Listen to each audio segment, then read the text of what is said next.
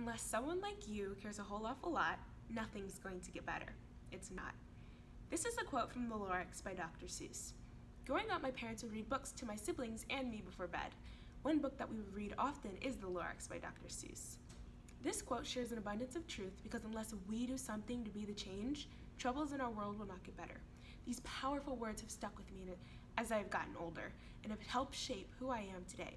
You see, growing up, I've always loved helping others and doing things that bring people joy. I was about 8 years old when I joined a local performing arts troupe called the Imagination Players. We would use our singing and our dancing to bring joy into the lives of others by performing to children staying at hospitals, people living in nursing homes, and veterans as well. I enjoyed being part of this group because it combined two of my favorite things, the performing arts and volunteering. At a young age, it taught me the significance of becoming an activist through the arts and to use my passions to help others. My most significant act of combining performing arts and volunteering would come when I didn't expect it. 2 years ago, at the age of 14, I traveled to Nairobi, Kenya to Happy Life Children's Home with my youth group. The trip was in July of 2016, and before I knew it, I was in Kenya.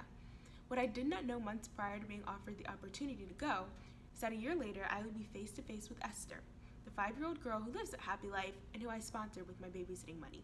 Getting to meet Esther was such a fantastic experience, and I loved getting to connect with her and continue to connect with her and watch her grow over the past 2 years. One of the days we were at the children's home during that first trip, I was helping to prepare dinner.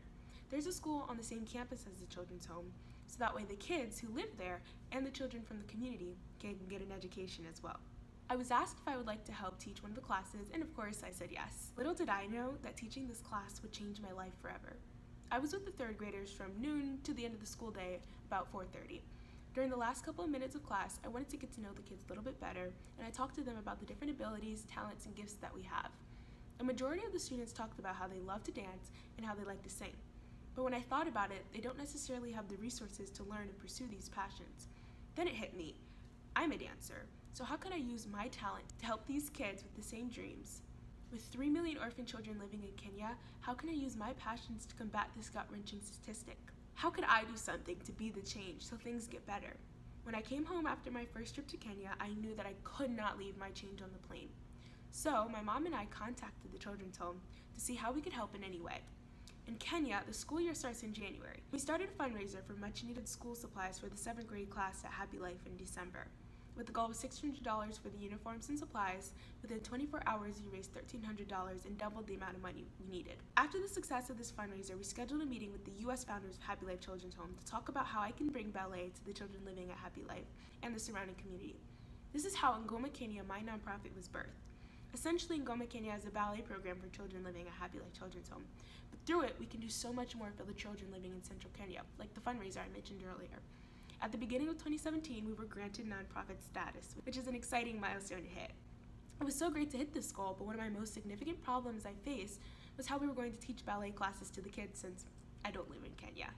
We were able to overcome that by planning my second trip to Kenya in May of 2017. We held a 2-week-long dance camp so the kids could learn ballet.